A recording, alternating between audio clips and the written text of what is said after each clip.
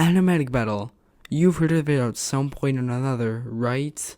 Like seriously, ever since the show first released 10 months ago, it's become one of, if not the most talked about object show in the 2020s. And to the naked eye, it pretty much came out of nowhere, and now it's everywhere from TikTok, Pinterest, and has reached the hearts of many people in the OSC, including me. I really love this show. I already love some of the characters like Popcorn, Doorstopper, Cuppy, and the Pea Guy. And while I don't ship any of the characters for now, there's also a lot of people who, let's just not talk about it. And while all this is obviously really good, it also raises some questions. How the heck did all this happen? Why on earth did it get as popular as it did? And probably the most important, why is it as good as it is? And today, I'm going to answer all of these questions you might have been wondering to yourself before this video. After all, Animatic Battle was kind of a miracle and should have become as big as it did.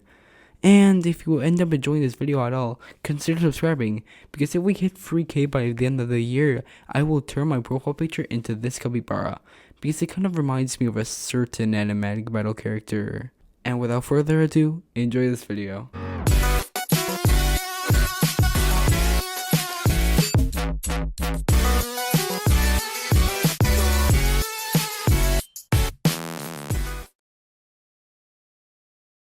So, if we even want to answer why Animatic Battle is as successful as it is, we're gonna have to look back at the history of the two main producers of the show, Greeny and Zachary. So we go back to August of 2022. You see, before Animatic Battle was even a thing, both of them were working on their own separate shows.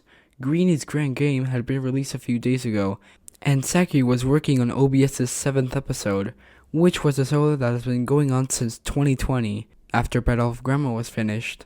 And while Greeny was working on Greeny's Grand Game 2 and several other mini projects at a sluggish pace, except one which we will get back to later, in the meantime, Zachary not only finished OBS 7A, but also made an intro for a new show they were hosting, Burner. Oh, and speaking about OBS, it literally got cancelled the month after Burner's old intro was published, so I guess that's something. But on a brighter note, the first episode of Burner will be published a few days later, with Greeny helping out on the production. And it's at this point is where we can start talking about the origins of Animatic Battle.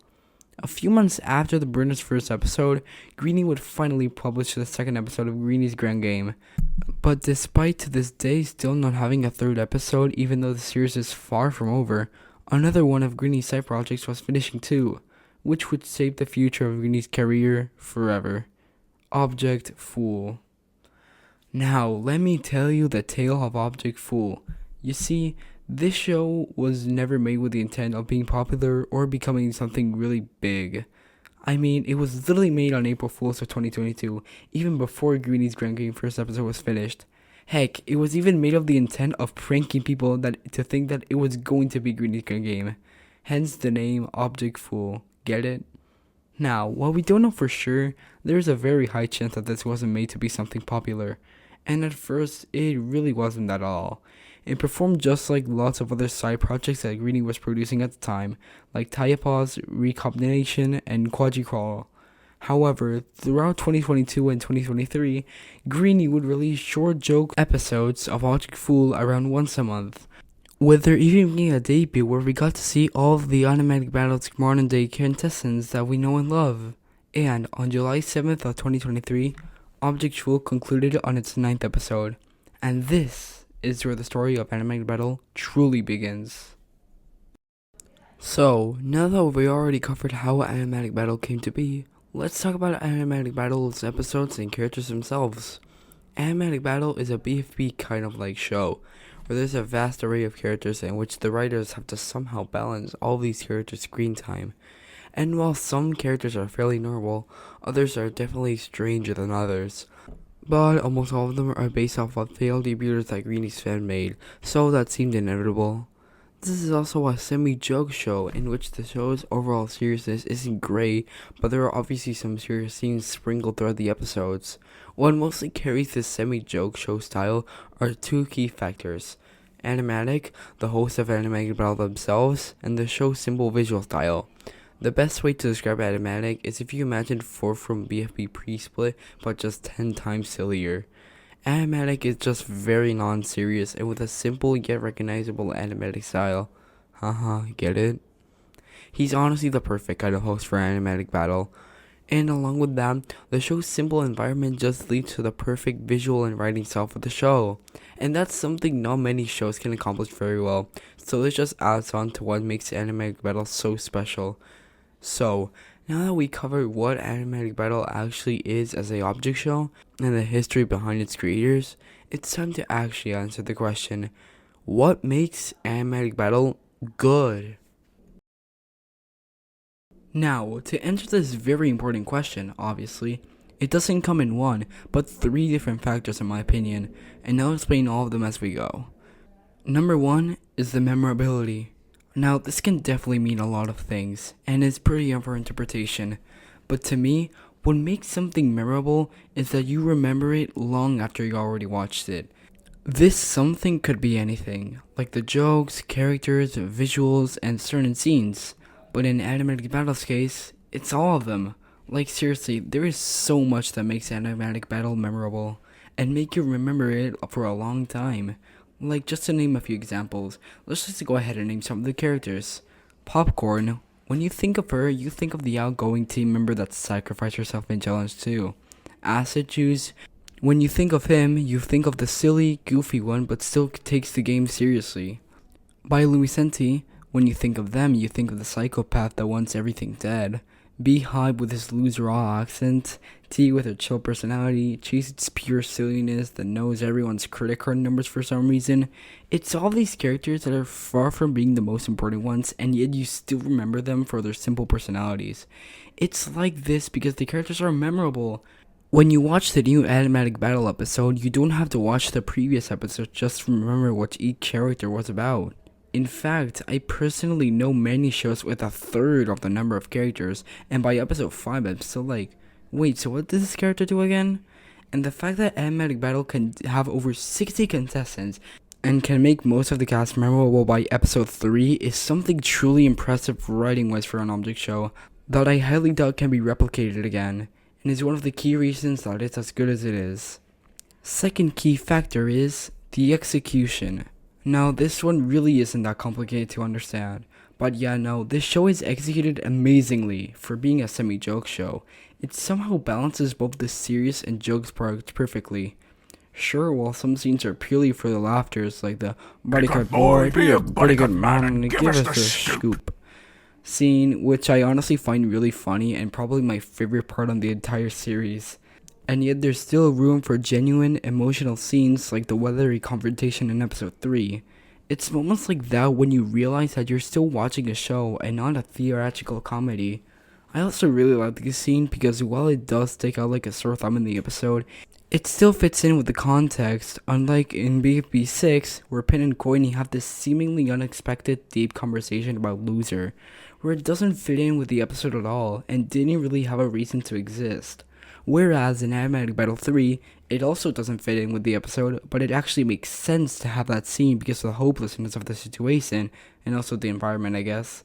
And it also serves for character development in a good way, and the scene is executed incredibly well. Yeah, you really thought I forgot what I was talking about, huh? I'm not like the rest of the buddy.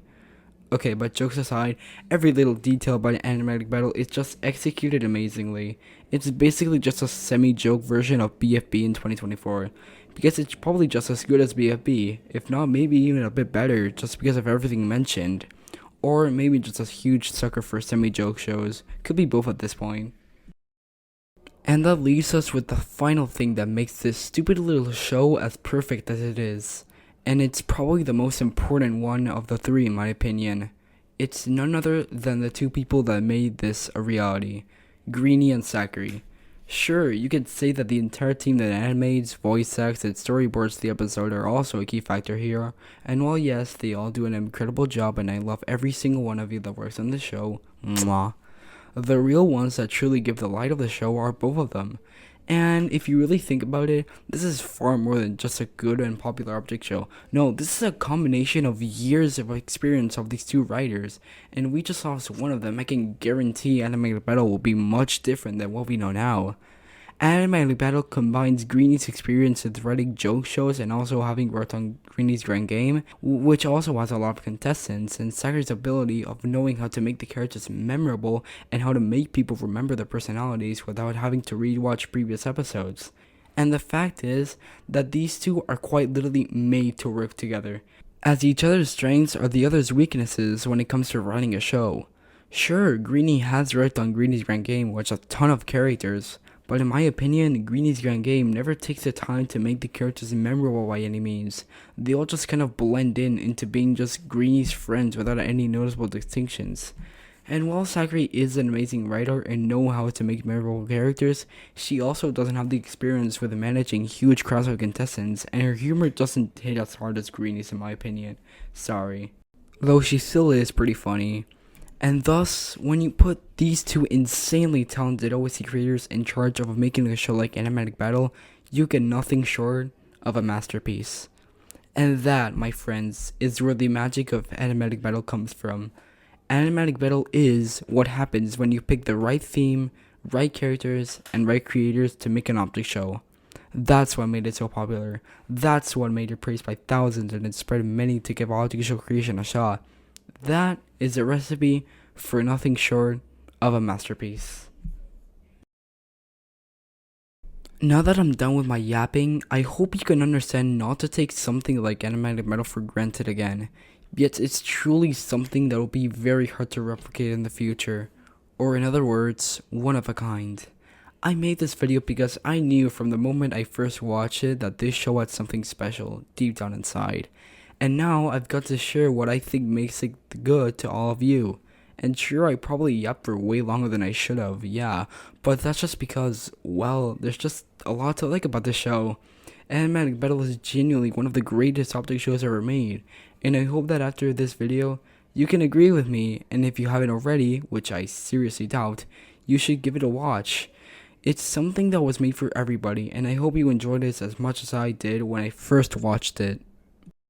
Thank you so much for giving this video a chance, and I'll see you all in the next one. Take care.